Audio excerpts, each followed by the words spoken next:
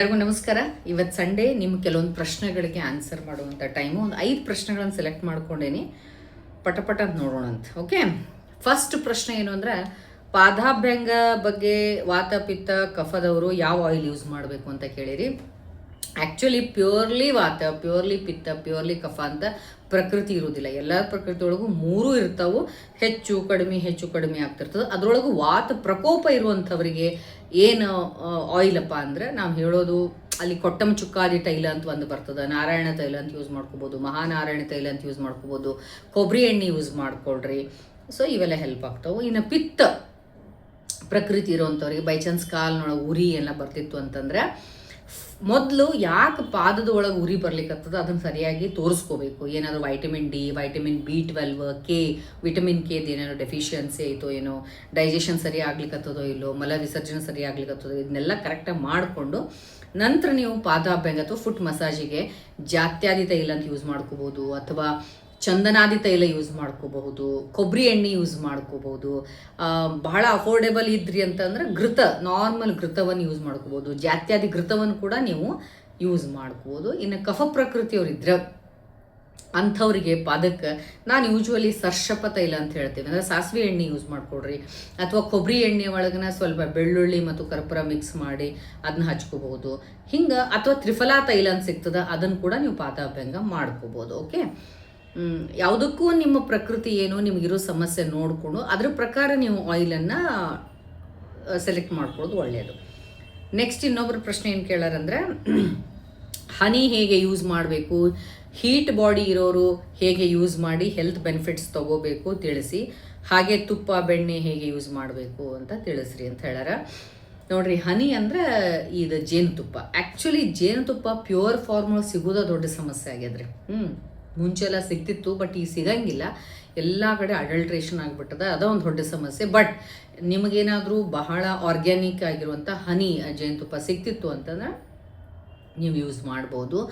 ಅದನ್ನು ತುಪ್ಪದ ಜೊತೆ ಮಿಕ್ಸ್ ಮಾಡಿಕೊಂಡು ಅಸಮ ಪ್ರಮಾಣದೊಳಗೆ, ಯಾವಾಗಲೂ ಜೇನುತುಪ್ಪ ಮತ್ತು ತುಪ್ಪನ ಅಸಮ ಪ್ರಮಾಣದೊಳಗೆ ಯೂಸ್ ಮಾಡ್ಕೋಬೇಕು. ಒಂದು ಜೇನುತುಪ್ಪ ಇದ್ರೆ ಅರ್ಧ ತುಪ್ಪ, ಅಥವಾ ಒಂದು ತುಪ್ಪ ಇದ್ರೆ ಅರ್ಧ ಜೇನುತುಪ್ಪ, ಈ ಅಳತಿ ಒಳಗೆ ಅದು ಮಿಕ್ಸ್ ಮಾಡಿ ಸರಿಯಾಗಿ ಅದನ್ನು ನೀವು ಬೆಳಿಗ್ಗೆ ಎದ್ದ ತಕ್ಷಣ ಖಾಲಿ ಹೊಟ್ಟೆಯಿಂದ ನೆಕ್ಕೋದ್ರಿಂದ ನಿಮಗೆ ಪ್ರಾಪರಾಗಿ ಅಗ್ನಿ ದೀಪನ ಕೆಲಸ ಆಗ್ತದೆ, ಡೈಜೆಷನ್ ಚಲೋ ಆಗ್ತದೆ, ರಕ್ತ ಶುದ್ಧೀಕರ ಕೆಲಸವನ್ನು ಅದು ಮಾಡ್ತದೆ, ಗಟ್ ಹೆಲ್ತನ್ನು ಕೂಡ ಚಲೋ ಇಂಪ್ರೂವ್ಮೆಂಟ್ ಮಾಡ್ತದೆ. ಸ್ವಲ್ಪ ಪ್ರಮಾಣದ ತೊಗೊಳೋದ್ರಿಂದ ನಿಮ್ಗೇನು ಬಾಡಿ ಹೀಟಿಗೆ ಸಮಸ್ಯೆ ಆಗುವುದಿಲ್ಲ. ಯಾವುದೇ ಕಾರಣಕ್ಕೂ ಜೇನುತುಪ್ಪ ಹೀಟ್ ಮಾಡ್ಲಿಕ್ಕೆ ಹೋಗ್ಬೇಡ್ರಿ, ಅಥವಾ ಅದನ್ನು ಬಿಸಿನೀರನ್ನೇ ಹಾಕಿದೆ ಅಥವಾ ಬಿಸಿ ಅಡುಗೆ ಒಳಗೆ ಹಾಕಿದೆ ಇಂಥದೆಲ್ಲ ಮಾಡ್ಲಿಕ್ಕೆ ಹೋಗ್ಬೇಡ್ರಿ, ಅದೆಲ್ಲ ಸಂಸ್ಕಾರ ವಿರುದ್ಧ ಆಗ್ತದೆ. ಸೊ ಜೇನುತುಪ್ಪ ಎಷ್ಟು ಸಾಧ್ಯ ಆಗ್ತದೋ ಅಷ್ಟು ಪ್ಯೂರೆಸ್ಟ್ ಫಾರ್ಮ್ ಒಳಗೆ ಈ ರೀತಿಯಾಗಿ ಯೂಸ್ ಮಾಡಿಕೊಡ್ರಿ. ಸಾದಾ ರೂಮ್ ಟೆಂಪ್ರೇಚರ್ ವಾಟರ್ ಒಳಗೂ ಕೂಡ ನೀವು ಜೇನುತುಪ್ಪ ಹಾಕ್ಕೊಂಡು ಕುಡಿಯೋದ್ರಿಂದ ಶುದ್ಧವಾದ ಜೇನುತುಪ್ಪ ಆಯಿತು ಅಂದ್ರೆ ನಿಮ್ಗೆ ಒಳ್ಳೆಯ ಬೆನಿಫಿಟ್ ಸಿಗ್ತದೆ. ಓಕೆ, ನೆಕ್ಸ್ಟು ತುಪ್ಪ ಬೆಣ್ಣೆ ಹೆಂಗೆ ಯೂಸ್ ಮಾಡಬೇಕು ಅಂತ ಹೇಳಿ ಕೇಳಿರಿ. ಅದ್ರ ಬಗ್ಗೆ ನಾನು ವಿಡಿಯೋ ಮಾಡೀನಿ, ಜಸ್ಟ್ ನೀವು ಒಂದ್ಸರಿ ನೋಡ್ರಿ, ನಿಮಗೆ ಸಿಗ್ತದೆ. Okay, right. ಇನ್ನು ಮೂರನೇದು ಏನಂದ್ರೆ, ಹೊಟ್ಟೆ ಎಲ್ಲ ಚೆಕಪ್ಪು ಮಾಡಿ 6 ತಿಂಗಳ ಔಷಧ ತೆಗೆದುಕೊಂಡ್ರೂ ಸಹ ಹೊಟ್ಟೆ ನೋವು ಕಡಿಮೆ ಆಗಿಲ್ಲ, ಮೇಲಿನ ಹೊಟ್ಟೆ ವಜ್ಜ ಆಗ್ತದೆ, ಬಟ್ ಜೀವಕ್ಕೆ ಸಮಾಧಾನ ಇಲ್ಲ. ಹೇಳಿ ಮೇಡಮ್ ಪ್ಲೀಸ್, ಮೂಲವ್ಯಾಧಿದು ತ್ರಾಸದ ಅಂತ ಹೇಳ್ಯಾರ ಅವರು. ನೀವೇ ಇಲ್ಲಿ ಕರೆಕ್ಟಾಗಿ ಕ್ಲಿನಿಕಲ್ ಪಾಯಿಂಟ್ಸನ್ನೇ ಹೇಳಿಬಿಟ್ಟಿರಿ. ಏನು ಅಂದರೆ, ಹೊಟ್ಟೆ ಎಲ್ಲ ಚೆಕಪ್ ಮಾಡಿಸಿರಿ. ಚೆಕಪ್ ಅಂದ್ರೆ ಏನು, ಒಂದು ಅಲ್ಟ್ರಾಸೋನೋಗ್ರಫಿ ಮಾಡಿರ್ತಾರೆ, ಅಂದರೆ ಸ್ಕ್ಯಾನ್ ಮಾಡಿರ್ತಾರೆ, ಇಲ್ಲ ಎಂಡೋಸ್ಕೋಪಿ ಮಾಡಿರ್ಬೋದು, ಕೊಲೊನೋಸ್ಕೋಪಿ ಮಾಡಿರ್ಬೋದು. ಇವನ್ನೆಲ್ಲ ಮಾಡಿದಾಗ ನಿಮ್ಮ ಹೊಟ್ಟೆ ಒಳಗೆ ಯಾವುದೇ ರೀತಿ ಅಲ್ಸರೇಷನ್ ಆಗಲಿ ಅಥವಾ ಯಾವ ಗಂಟು ಗದಳು ಏನೂ ಇಲ್ಲ ಅಂತ ಬಂದಿತ್ತು ಅಂತಂದರೆ ಸಮಸ್ಯೆನೇ ಇಲ್ಲ ಅಂತ ಅಲ್ಲ. ಓಕೆ, ಅನಾಟಾಮಿಕಲಿ ಏನೂ ಸಮಸ್ಯೆ ಇಲ್ಲ, ಬಟ್ ಫಂಕ್ಷನಲ್ ಪ್ರಾಬ್ಲಮ್ ಇರ್ಬೋದಲ್ಲ, ಅಂದ್ರೆ ಅದರ ಕಾರ್ಯವೈಖರಿ ಸರಿ ಇಲ್ಲ, ಅಗ್ನಿ ಸರಿ ಇರಲಿಲ್ಲ ಅಂದ್ರೆ, ಡೈಜೆಸ್ಟಿವ್ ಸಿಸ್ಟಮ್ ಸರಿ ಕೆಲಸ ಮಾಡೋಕ್ಕಾಗ್ತಿಲ್ಲ ಅಂತಂದ್ರೆ ಆಟೋಮೆಟಿಕಲಿ, ಬಿಕಾಸ್ ನನಗೆ ಅನಿಸ್ತದ ನೀವು ಕೊಟ್ಟಿರೋ ಪಾಯಿಂಟ್ಸ್ ನೋಡಿದ್ರೆ ನಿಮ್ಮ ಡೈಜೆಷನ್ ಸರಿ ಇಲ್ಲ, ಅದಕ್ಕೇ ನಿಮಗೆ ಮೂಲವ್ಯಾಧಿ ಸಮಸ್ಯೆನೂ ಐತಿ. ಮೂಲವ್ಯಾಧಿ ಯಾರಿಗಿರ್ತದಲ್ಲ ಅವ್ರು ಯೂಶ್ವಲಿ ಡೈಜೆಸ್ಟಿವ್ ಪ್ರಾಬ್ಲಮ್ಸ್ ಇದ್ದೇ ಇರ್ತಾವೆ. ಸೊ ನೀವು ಇಲ್ಲಿ ಪ್ರಾಪರ್ ಆದಂಥ ಆಹಾರ ವಿಹಾರವನ್ನು ಅಡಾಪ್ಟ್ ಮಾಡ್ಕೋಬೇಕು, ಜೊತೆಗೆ ಸ್ಟ್ರೆಸ್ ಫ್ರೀ ಆಗಿರಬೇಕು, ಹೈಡ್ರೇಷನ್ ಸರಿ ಮಾಡ್ಕೋಬೇಕು, ನಿದ್ದೆ ಸರಿ ಮಾಡ್ಕೊಳ್ರಿ, ಹೆಚ್ಚಿಗೆ ಫೈಬರ್ ಇರುವಂಥ ಆಹಾರವನ್ನು ಸೇವನೆ ಮಾಡಿರಿ, 3 ಸರಿ ಊಟ ಮಾಡ್ಲಿಕ್ಕೆ ಹೋಗ್ಬೇಡ್ರಿ, 2 ಸರಿ ಉಂಡ್ರೂ ಕೂಡ ಒಳ್ಳೆ ರಸಯುಕ್ತವಾದಂತಹ ಕರೆಕ್ಟ್ ಫ್ಯಾಟ್, ಪ್ರೋಟೀನ್ಸು, ಕಾರ್ಬ್ಸು ಮತ್ತು ಎಲ್ಲ ಇರುವಂತಹ ಒಂದು ಆಹಾರವನ್ನು ತಗೋಬೇಕು. ಫೈಬರ್ಸ್ ಆರ್ ವೆರಿ ಇಂಪಾರ್ಟೆಂಟ್ ನಿಮ್ಮ ಕೇಸ್ ಒಳಗಡೆ. ಸೊ ವಾಟರ್ ಸಾಲ್ಯುಬಲ್ ಫೈಬರ್ಸನ್ನು ನೀವು ಹೆಚ್ಚಿಗೆ ತಗೋಬೇಕು. ಹಿಂಗೆ ಮಾಡ್ರಿ.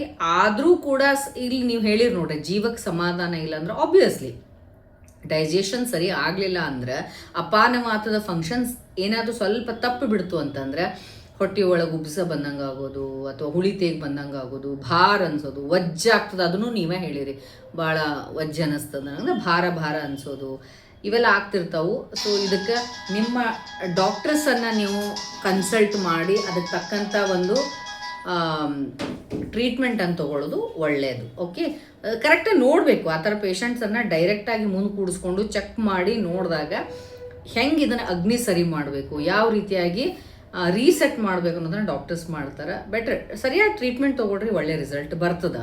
ಹೆದರುವ ಅವಶ್ಯಕತೆ ಏನೂ ಇಲ್ಲ. ಇನ್ನು ನೆಕ್ಸ್ಟ್ ಇನ್ನೊಬ್ರು ಏನು ಕೇಳಾರಂದ್ರೆ, ಮೇಡಮ್ ಹಳ್ಳಿಯಲ್ಲಿ ಹೊಲಕ್ಕೆ ಹೋಗೋ ಜನರಿಗೆ ಯೋಗಾಸನದ ಬಗ್ಗೆ ಹೇಳ್ರಿ ಅಂತ ಹೇಳಾರ. ನೋಡ್ರಿ, ಹಳ್ಳಿ ಒಳಗಡೆ ಹೊಲಕ್ಕೆ ಹೋಗೋ ಜನರು, ಹೊಲದೊಳಗೆ ದುಡಿಯೋ ಜನರು, ಅವ್ರಿಗೆ ಯೋಗಾಸನದ ಅವಶ್ಯಕತೆ ಅಷ್ಟಾಗಿ ಬರೋದಿಲ್ಲ. ಯಾಕಂದ್ರೆ ಅವರು ಸೂರ್ಯನ ಬಿಸಿಲೊಳಗೆ ಭಾಳ ಚೆಂದಾಗಿ ಮೈ ಮಣಿಸಿ ಕೆಲಸ ಮಾಡ್ತಿರ್ತಾರೆ. ಓಕೆ, ನಾವು ಅಂಥವ್ರಿಗೆ ಯೋಗಾಸನ ಹೇಳ್ಕೊಳ್ಲಿಕ್ಕೆ ಹೋದ್ವಿ ಅಂದರೆ ಮೀನಿಗೆ ಈಜು ನಾನು ಕಲಿಸ್ಕೊಟ್ಟಂಗೆ ಆಗ್ತದೆ. ಅಲ್ಲಿ ಅದು ಇಂಪಾರ್ಟೆಂಟ್ ಅಲ್ಲ. ನಾವು ಎಷ್ಟೋ ಸರಿ ಹಳ್ಳಿಗಳಿಗೆ ಹೋಗಿ ಚೆಕಪ್ ಮಾಡ್ತಿರ್ತೀವಿ, ಹೆಲ್ತ್ ಚೆಕಪ್ ಕ್ಯಾಂಪ್ಸ್ ಇಟ್ಟಿರ್ತೀವಲ್ಲ. ನಾನು ಇಷ್ಟು ದಿವಸ ನೋಡಿದ್ರೊಳಗೆ ಹಳ್ಳಿ ಒಳಗಡೆ ಈ ಬೊಜ್ಜಿನ ಸಮಸ್ಯೆ ಅದು ಇದು ಕಂಡು ಬರೋದಿಲ್ಲ. ಅಲ್ಲಿ ಕಂಡು ಬರೋದು ಸಮಸ್ಯೆ ಏನಪ್ಪ ಅಂದರೆ ಹೈಜೆನಿಕ್ ಪ್ರಾಬ್ಲಮ್. ನಾ ಎಲ್ಲ ಹಳ್ಳಿ ಜನರಿಗೆ ಒಂದು ವಿನಂತಿ ಏನು ಮಾಡ್ಕೊಳ್ಳೋದಂದ್ರೆ, ನೀವು ಆ್ಯಕ್ಚುಲಿ ಫಿಸಿಕಲಿ ಭಾಳ ಆ್ಯಕ್ಟಿವ್ ಆಗಿರ್ತೀರಿ, ಒಳ್ಳೆ ಆಹಾರ ತೊಗೋತಿರ್ತೀರಿ, ಒಳ್ಳೆಯ ಮನಸ್ಸು ಇರ್ತದೆ, ನಿಮ್ಮದು ಸೋಷಿಯಲ್ ರಿಲೇಷನ್ಶಿಪ್ ಚಲೋ ಇರ್ತೈತಿ, ಎವ್ರಿಥಿಂಗ್ ಇಸ್ ಗುಡ್, ಕಾಮ್ ಇರ್ತೀರಿ, ಎವ್ರಿಥಿಂಗ್ ಇಸ್ ಗುಡ್. ಬಟ್ ಸ್ವಲ್ಪ ಹೈಜೆನಿಕ್ ಕಂಡೀಷನ್ ಕಡೆ ಹೆಚ್ಚಿಗೆ ಗಮನ ಕೊಡ್ರಿ.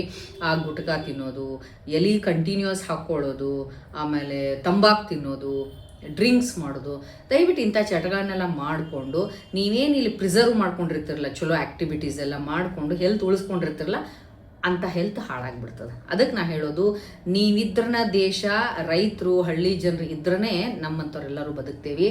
ಮತ್ತು ನೀವೆಲ್ಲರಿಗೂ ಒಂದು ರೀತಿ ರೋಲ್ ಮಾಡೆಲ್. ಆ್ಯಕ್ಚುಲಿ ನೀವು ಗಟ್ಟಿರಬೇಕು. ಅದಕ್ಕೋಸ್ಕರ ದಯವಿಟ್ಟು ಕೆಟ್ಟ ಚಟಗಳಿಗೆ ಬಲಿ ಆಗ್ಲಿಕ್ಕೆ ಹೋಗ್ಬೇಡ್ರಿ. ನೀವು ಅನ್ನದಾತರು, ಅದಕ್ಕೋಸ್ಕರ ನೀವು ಬಹಳ ಹೆಲ್ತನ್ನು ಕಾಪಾಡ್ಕೊಳ್ರಿ. ಓಕೆ, ನೆಕ್ಸ್ಟ್ ಇನ್ನೊಬ್ರು ಏನು ಹೇಳಾರಂದ್ರೆ, ಮೇಡಮ್ ನನಗೆ 44 ವಯಸ್ಸು, ನನಗೆ ತುಂಬ ಚಳಿ ಆಗ್ತಾ ಇರುತ್ತದೆ. ಮುಟ್ಟಿಗೆ ದಿನ ಹತ್ತಿರ ಬಂದಾಗ ರಾತ್ರಿಯಲ್ಲಿ ಹೊಕ್ಕಳಿನಿಂದ ಚಳಿ ಶುರುವಾಗಿ ಹೊಟ್ಟೆಯೊಳಗೆ ಇಡೀ ಶರೀರ ಚಳಿ ಗಡಗಡ ಅಂತ ಸ್ವಲ್ಪ ಹೊತ್ತು ಹಾಗೆ ಇರುವುದು. ದಪ್ಪ 3 ಬೆಡ್ಶೀಟ್ ಸ್ವೆಟ್ರ್ ಹಾಕಿದರೂ ಹೀಗೆ ಆಗುವುದು ಯಾಕೆ? ಬಿಕಾಸ್ ನೀವು ಮುಟ್ಟು ನಿಲ್ಲುವಂಥ ಸಮಯದೊಳಗಿದ್ದೀರಿ. PMS ಅಂತ ಹೇಳ್ತೀವಿ, ಪೆರಿಮೆನೋಪಾಸಲ್ ಟೈಮು, ಆ ಸಿಂಡ್ರೋಮ್ಸ್ ಒಳಗಿರ್ತಾವೆ. ಈ ಟೈಮ್ ಒಳಗೆ ಏನೇನೋ ಆಗ್ತಾವ್ರಿ. ಮೈಯ ದೇವ್ರು ಬಂದಂಗೆ ಆಗ್ತದೆ, ದೇವ್ ಬಂದಂಗೆ ಆಗ್ತದೆ, ಗಡ ನಡಗೆ ಬರ್ತದೆ. ಕೆಲವು ಮಂದಿ ಭಾಳ ಚಂದ ಎಕ್ಸ್ಪ್ಲನೇಷನ್ ಕೊಡ್ತಾರೆ. ಕೆಳಗಡೆಯಿಂದ ವಿಮಾನ ಬಂದಂಗೆ ಗುಡು ಬಂದಂಗಾಗಿ ತಲೆ ಹಿಡ್ಕೊಂಡಂಗೆ ಆಗ್ಬಿಡ್ತದ್ರಿ, ತಲೆ ದಿಮ್ ಅಂತದ. That's all because of hormonal imbalance ಆಗ್ತಿರ್ತದೆ. ಈ ಟೈಮ್ ಒಳಗಡೆ ನಿಮ್ಮದು ಈಸ್ಟ್ರೋಜನ್ ಹಾರ್ಮೋನ್ ಡ್ರಾಪ್ ಆಗ್ತಿರ್ತಾವೆ. ಹೀಗಾಗಿ ಫಿಸಿಕಲ್ ಮೆಂಟಲ್ ಸಾಕಷ್ಟು ಪ್ರಾಬ್ಲಮ್ಸ್ ಬರ್ತಿರ್ತಾವೆ, ಎಮೋಷ್ನಲ್ ಪ್ರಾಬ್ಲಮ್ಸ್ ಬರ್ತಿರ್ತಾವೆ. ಸಡನ್ನಾಗಿ ಚಳಿ ಆಗೋದು, ಸಡನ್ನಾಗಿ ಶೆಕೆ ಆಗೋದು, ಹಿಂಗೆ ಒಂದು ರೀತಿ ಇದು ಬಹಳ ಸೂಕ್ಷ್ಮವಾದ ಫೇಸ್ ಇರ್ತದೆ. ಇದ್ರ ಬಗ್ಗೆ ಬಹಳ ಡಿಟೇಲ್ ಆಗಿ ನಾನು ಒಂದು 3-4 ವಿಡಿಯೋಸ್ ನನ್ನ ಚಾನೆಲ್ ಒಳಗೆ ಮಾಡಿ ಹಾಕೀನಿ. ನಾ ಎಲ್ಲರಿಗೂ ಒಂದು ರಿಕ್ವೆಸ್ಟ್ ಏನಂದ್ರೆ, ದಯವಿಟ್ಟು ನನ್ನ ಚಾನಲನ್ನು ಸಬ್ಸ್ಕ್ರೈಬ್ ಮಾಡಿಕೊಂಡು ಚಾನಲ್ ವಿಸಿಟ್ ಮಾಡಿ ಸರ್ಚ್ ಮಾಡಿರಿ. ನಿಮ್ಮ ತಲೆಯೊಳಗೆ ಏನು ಪ್ರಶ್ನೆಗಳಿರ್ತಾವಲ್ಲ, ಅದಕ್ಕೆ ಸಂಬಂಧಪಟ್ಟಂತಹ ವಿಡಿಯೋಸ್ ಅಲ್ಲಿತ್ತು ಅಂದ್ರೆ ಪ್ಲೀಸ್ ಆ ವಿಡಿಯೋವನ್ನು ಕಂಪ್ಲೀಟಾಗಿ ನೋಡಿರಿ. ಡೆಫಿನೆಟ್ಲಿ ನಿಮ್ಗೆ ಒಳ್ಳೆ ಆನ್ಸರ್ಸು, ಕ್ಲಾರಿಫಿಕೇಷನ್ಸು ಸಿಗ್ತಾವೆ. ಬೈ ಚಾನ್ಸ್ ನಿಮ್ಗೇನೋ ಡೌಟ್ಸ್ ಇರ್ತದೆ, ಅದ್ರ ಬಗ್ಗೆ ಅಲ್ಲಿ ನಾನು ವಿಡಿಯೋ ಇನ್ನೂ ಮಾಡಿರಲಿಲ್ಲ ಅಂತಂದರೆ ನೋ ಪ್ರಾಬ್ಲಮ್, ನೀವು ಕಮೆಂಟ್ಸಲ್ಲಿ ಹಾಕ್ರಿ. ನಾನು ಡೆಫಿನೆಟ್ಲಿ ಅದ್ರ ಬಗ್ಗೆ ನಿಮಗೆ ನೆಕ್ಸ್ಟ್ ವಿಡಿಯೋ ಒಳಗೆ ಇನ್ಫಾರ್ಮೇಷನನ್ನು ಕೊಡ್ತೀನಿ. ಐ ಹೋಪ್ ಇವತ್ತಿನ 5 ಪ್ರಶ್ನೆಗಳಿಗೆ ನಾನು ಆನ್ಸರ್ ಕೊಟ್ಟಿನಿ ಅಂದ್ಕೊಳ್ತೀನಿ. ಭಾಳ ಜೆನ್ಯೂನ್ ಆಗಿರುವಂತಹ ಮತ್ತು ಕರೆಕ್ಟಪ್ಪ ಈ ಆನ್ಸರ್ ಮಾಡಿದರೆ ಅವರೊಬ್ಬರಿಗೆ ಅಲ್ಲ ಮತ್ತು 4 ಮಂದಿಗೆ ಹೆಲ್ಪ್ ಆಗ್ತದೆ ಅನ್ನುವಂಥ ಪ್ರಶ್ನೆಗಳಿದ್ದರೆ ನಾನು ಅಂಥ ಪ್ರಶ್ನೆಗಳನ್ನು ಸೆಲೆಕ್ಟ್ ಮಾಡಿಕೊಂಡು ನೆಕ್ಸ್ಟ್ ವಿಡಿಯೋ ಒಳಗೆ ಕ್ವಶನ್ ಆನ್ಸರ್ಸನ್ನು ಮಾಡುವಂಥ ಟೈಮ್ ಒಳಗಡೆ ಆನ್ಸರ್ಸ್ ಮಾಡೋಣಂತ. ಸೊ ಫಸ್ಟ್ ಟೈಮ್ ಯಾರು ನೋಡ್ಲಿಕ್ಕತ್ತೀರಿ, ದಯವಿಟ್ಟು ನನ್ನ ಚಾನಲನ್ನು ಸಬ್ಸ್ಕ್ರೈಬ್ ಮಾಡಿಕೊಡ್ರಿ, ಲೈಕ್ ಮಾಡಿರಿ ಮತ್ತು ನಿಮ್ಮ ಎಲ್ಲ ಹಿತೈಷಿಗಳಿಗೆ, ನಿಮ್ಮ ಫ್ರೆಂಡ್ಸ್ಗೆ ವಿಡಿಯೋಗಳನ್ನು ಶೇರ್ ಮಾಡೋದ್ರಿಂದ ಒಳ್ಳೆ ಇನ್ಫಾರ್ಮೇಷನನ್ನು ಶೇರ್ ಮಾಡ್ದಂಗೆ ಆಗ್ತದೆ. ಮತ್ತು ನಿಮ್ಮ ವ್ಯಾಲ್ಯೂಬಲ್ ಕಮೆಂಟ್ಸನ್ನು ಕಮೆಂಟ್ ಸೆಕ್ಷನಲ್ಲಿ ಹಾಕ್ರಿ. Definitely I will consider genuine comments. Okay, thank you.